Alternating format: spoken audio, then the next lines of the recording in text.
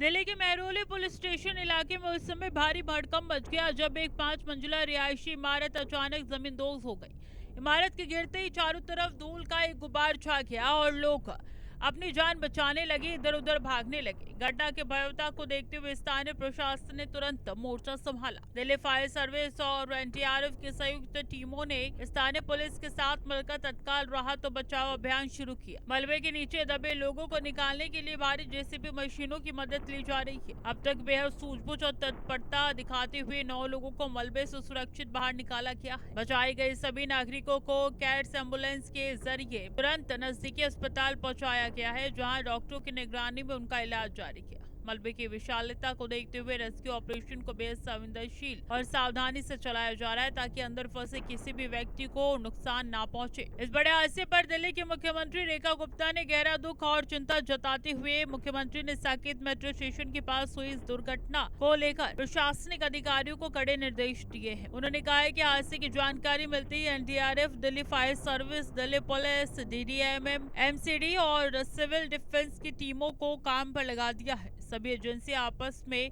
बेहतर तालमेल बिठाकर काम करने में जुटी हुई है। सरकार की सबसे बड़ी प्राथमिकता मलबे में फंसे हर एक नागरिक का जान बचाना, प्रभावित परिवारों को तत्काल राहत सामग्री पहुंचाना। मुख्यमंत्री खुद पल पल की स्थिति पर बारीकी से नजर बनाई हुई है और वरिष्ठ अधिकारियों से अपडेट ले रही है। शासन की ओर से साफ कह दिया गया है कि राहत कार्य में किसी भी तरीके की ढिलाई बर्दाश्त नहीं की जाएगी और प्रभावितों की हर संभव मदद की जाएगी।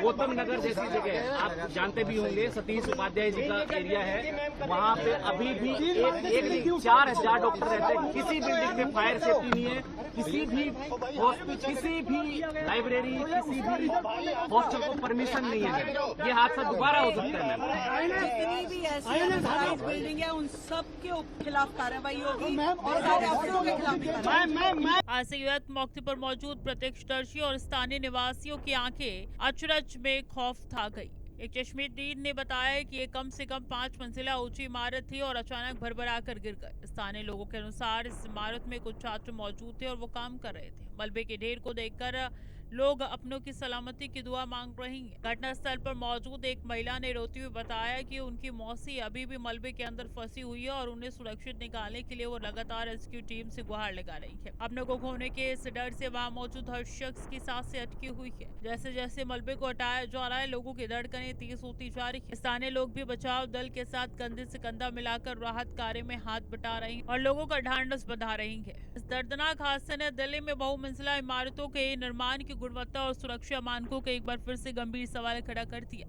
हालांकि प्रशासनिक अधिकारियों को कहना है कि उनकी पहली प्राथमिकता मलबे में दबे संभावित लोगों की जान बचाना है, लेकिन इसके साथ ही हादसे के असली कारणों का पता लगाने के लिए शुरुआती जांच के आदेश भी दे दिए गए हैं। शुरुआती स्तर पर इमारत के निर्माण की स्थिति, उसकी मजबूती और क्या उसमें नियमों की अनदेखी की गई थी, इन तमाम पहलुओं को लेकर सवाल उठ रहे हैं कि अधिकारी इस बात की भी जांच कर रहे हैं कि क्या इमारत की नींव कमजोर थी या उसके ढांचे के साथ कोई छेड़छाड़ की गई थी। इस हादसे के बाद पूरे मेहरौली और आसपास के क्षेत्र में सुरक्षा को लेकर चिंता का माहौल है।